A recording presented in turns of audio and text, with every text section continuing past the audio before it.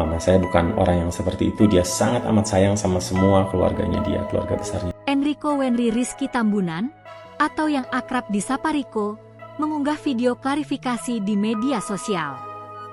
Dalam video tersebut, ia menegaskan fakta terkait kisruh yang menyeret nama kakaknya, Denada, serta mendiang ibunya, Emilia Contessa.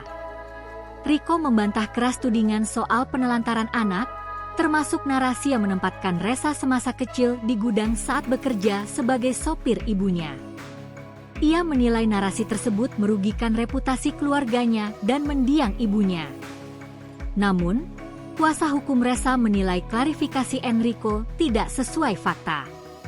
Bahkan, pernyataan ini memicu pembongkaran bukti visual yang kini ramai beredar di publik.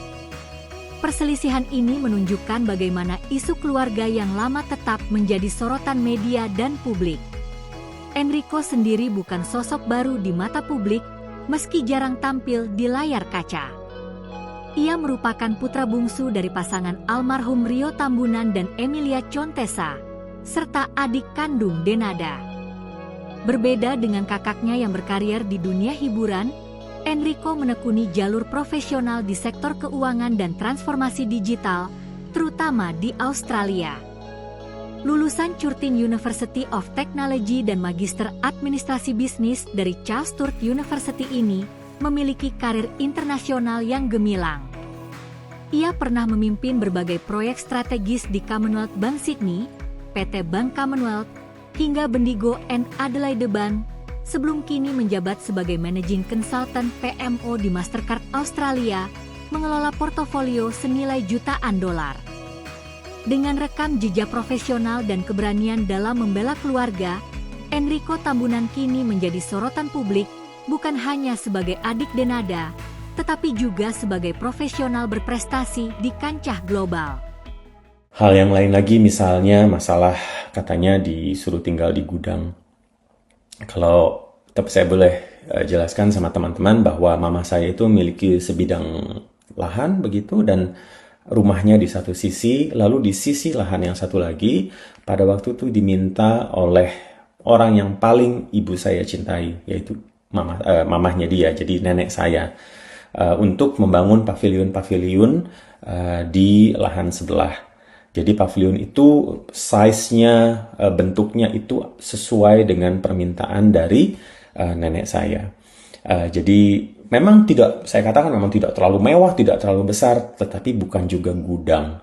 Jadi di situ ada tempat tidurnya, di situ ada kulkasnya, di situ ada TV-nya, lalu di depannya ada ruang tamunya, lalu ada meja dan kursi untuk tamu dan seterusnya. Dan paviliun-paviliun yang lain pun bentuknya sama, bentuknya identical semua.